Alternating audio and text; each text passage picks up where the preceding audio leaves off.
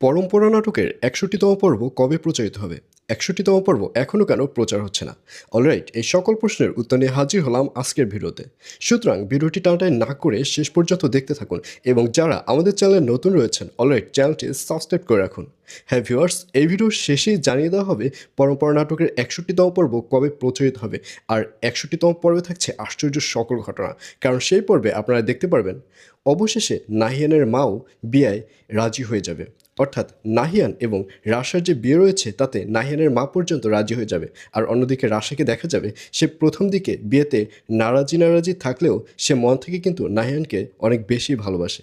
এবং এক পর্যায়ে নাহিয়ানের মা যখন রাজি হবে তখন রাশাকে দেখা যাবে সে আরও অনেক বেশি খুশি হবে এবং সে নাহিয়ানের সাথে পার্সোনালভাবে কথা বলবে। তখন নাহিয়ানকে বলবে যে এই কথাটি তুমি আগে কেন জানালে না?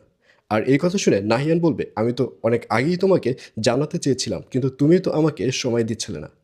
আর অন্যদিকে নাহিয়ানের যে বাবা রয়েছে এবং রাশার যে বাবা মা রয়েছে তাদেরকেও দেখা যাবে তারাও অনেক খুশি, কারণ পরিবারের মধ্যে বিয়েটি হতে চলছে। বরপক্ষ পরিবারের মধ্যে থাকবে এবং বউপক্ষ অর্থাৎ কনে পক্ষ পরিবারের মধ্যে থাকবে। এই নিয়ে সবাইকে দেখা যাবে সবাই মিষ্টি বিতরণ করবে এবং পুরো পরিবারের মধ্যে একটা খুশির আমেজ বইতে হবে। তো ভিউয়ার্স, জানিয়ে দিচ্ছি এই পর্বটি কবে প্রচারিত হবে।